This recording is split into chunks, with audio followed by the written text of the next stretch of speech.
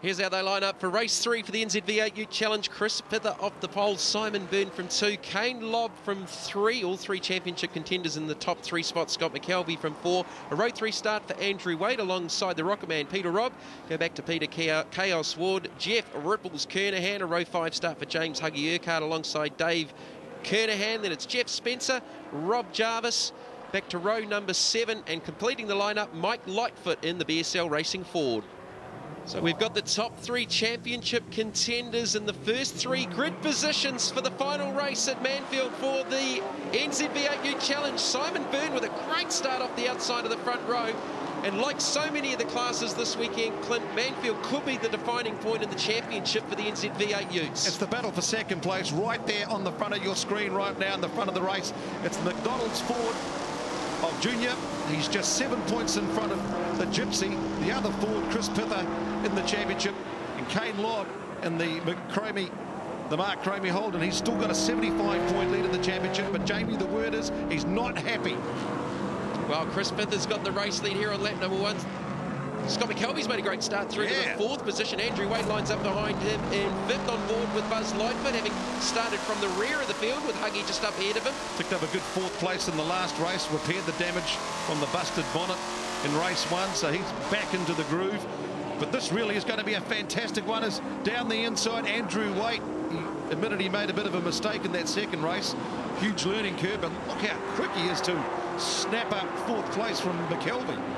That's a good run through and a nice clean pass too. So Kane Lobb on 1,235 points, Simon Byrne on 1,160, Chris Pither on 1,153. So Byrne's taken 29 points out of Kane Lobb's championship lead, whereas Chris Pither has pretty much halved his deficit at the beginning of the weekend. Oh, look at that Kane Lobb. As I said, he's not happy with the steering, and they just haven't been able to get the setup right in the VE Commodore since they changed the restrictions and changed the suspension setup.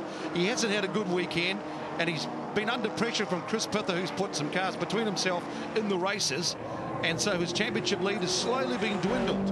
Werner getting sideways. It's given an opportunity for Kane Lobb as Byrne got right out of shape on the onboard there. That cost him a lot of ground. And that's just Kane Lobb, the Ginger Ninja, getting angry and aggressive. He's going to hunt down the Gypsy because, remember, Chris Pither, he won qualifying. He's won the first 2 races. He's going for the clean sweep this weekend. He did it last year in November, he said.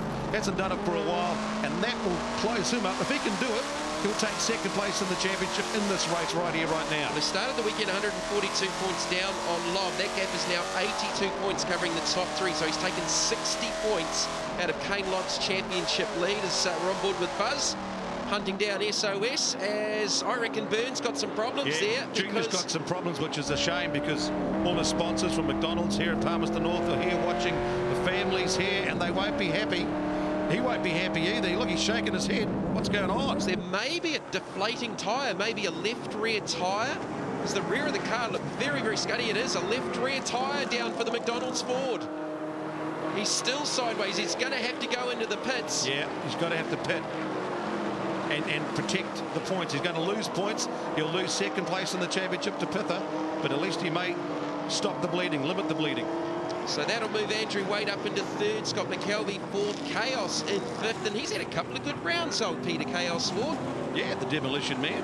I suppose moving a bridge before you come to a motor racing meeting can actually do some good for you. That was his pre-season test, pre-race testing, destroying a bridge with his Ward Demolition Company. But he's been, he's been moving really well at the Holden this weekend, car 69. So is McKelvey, getting used to the setup with the Holdens as well. So there's the McDonald's crew at work replacing that left rear tyre. This is going to take an age in the pits, but that's really going to cost Simon Byrne, and really probably the first little blot in his championship chase because he's been pretty solid up until now. Oh, he's been really enjoying the racing in a great headspace. The car's been going well, so he'll be absolutely gutted because, that second place in the championship gone just with a tyre problem. So Chris Pither, the fastest driver on track, a 1:21.3. Kane Lobb's best, a 1:22.8. So Pither's got 1.5 seconds in outright lap speed over Kane Lobb right now. That's a big gap as we watch Dirty Dave Kernahan, the KCL Ford. He's running in the 8th position, back on board with Mike Lightfoot, who is in the 11th position, chasing down SOS Jeff Spencer. Just going to say, listen to the sound of Lightfoot as he gives it the heavy foot. Some good racing further back down the field in the NZ V8 Utes. Good, smart, clean, hard and fast. Now that could be a reason why Lightfoot doesn't want to go past Spence, because Spence has got the best rear decklet of any of the cars out there in the field. For reasons I'm not going to elaborate on. But I think this weekend there's been enough guys tapping each other's rears, so they want to keep it smooth and fast. So there's Simon Byrne is rejoined. He's about to go down a lap to Chris Pither, looking for the clean sweep this weekend. Kane Lobb, there's the gap back to second. Mark Cromie Holden, Andrew Waite in third, looking for his second podium of the weekend on debut this weekend. Yeah, what a great performance. Look at the damage on Huggy's car. They've repaired that, so he'll be pleased. He was a happy camper after race number 2 with a top 6. First race, I think he hadn't copped any damage for any of the rounds that we've contested so far. Doesn't have to really drive his ute like a stunt ute, like the Big Ben Tyres utes. Yeah, those guys put a fantastic show on at lunchtime. He's having a big look in the mirrors with Dirty Dave chasing him down. They stuck me in one of the utes, and I tell you, that drifting sensation through the S's at Manfeild, man, sideways in a ute, just sensational. So thanks to Johnny and the boys, great experience. On board with Mike Lightfoot pulling gears. I think SOS might have got a run on Dirty Dave Kernahan for the 8th position. Yes, he has indeed. Yeah, he's a lot happier with the 4th place in race 2. Australian Rob Jarvis with over 200 ute starts in Australia alone. He's chasing down Mike Lightfoot. So Lightfoot's got ahead of the Australian in the last lap. So Lightfoot up into the 10th.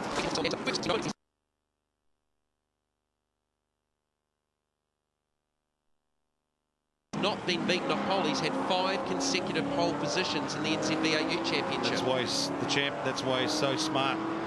Very, very quick at getting it hooked up straight away. Great shots as Buzz makes the move. Goes by Dave Kernahan. I think Huggy Urquhart got an awkward run out of the hairpin, and it's cost him a little bit of time.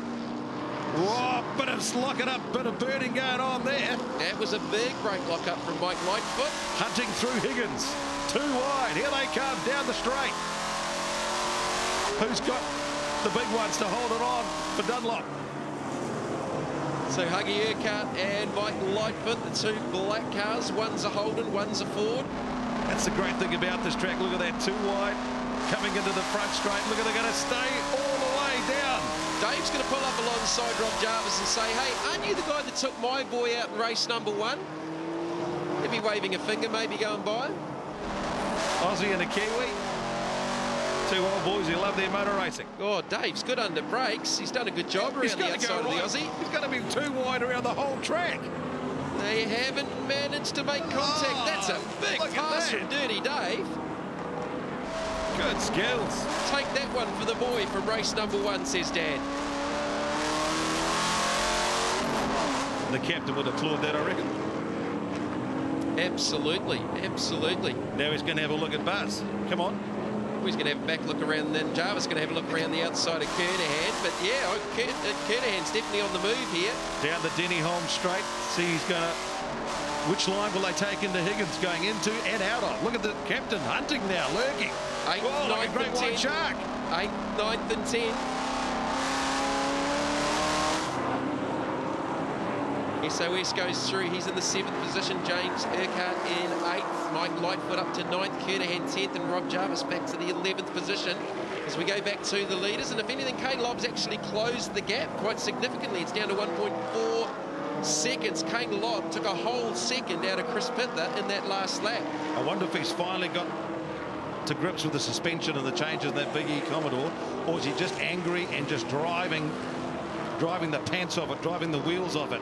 I reckon we need to see Chris Pither's next lap. Is he maybe just letting him get to him and maybe look to drive away in the last couple of laps just to sort of rub salt into the wounds? Well, a little bit of psychological headspace stuff going on here.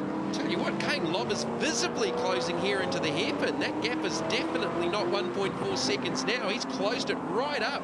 So this could be game on here because, you know, he's laid down the challenge this weekend. Car number 1, the Gypsy, Chris Pither, in the XR8 Gallagher Ford Falcon. And car number 2, the Mark Cromie Holden of Kane Lobb, the Ginger Ninja. He is now responding, isn't he? Absolutely he is. Simon Byrne's still ahead of Chris Pither. He's not a lap down yet, but he's in the 12th position. Safety car. We've just got the call on radio. Safety car is out. That's certainly going to help Kane Lobb. There's the AMG Mercedes safety car. A couple of shots earlier during the laps. There is a lot of debris around the racetrack, Clint. I wonder if that is not maybe part of the equation. Kane Lobb won't care, he said, right, bring it on, baby. Give me a go. You know he's going to try and get an inside run down into turn number 1 off the restart. So Chris Pither. This is such a good classic situation, Jamie, because car number 1 is protecting the, the championship. Car number 2, he's protecting the series lead, and he wants the championship. So they've both got a lot to lose and a hell of a lot to gain. The race action continues for the NZ V8Ute Challenge. The AMG Mercedes safety car peels off into pit lane. It's closed the field up. Chris Pither leads away. McKelvey with a great start. That's the second time he's made an absolute blinder from the get-go. He's got to the outside of Andrew Waite. There's a big brake lock up in the middle on the inside. I think it might have been SOS. Oh, 3 wide. Lightfoot hanging on to it. Look at that. Oh, McKelvey's right in the middle of it, and the action continues. There's more contact. They're 3 wide down towards the S's. Chaos, Huggy and Lightfoot. This has really helped Mike Lightfoot.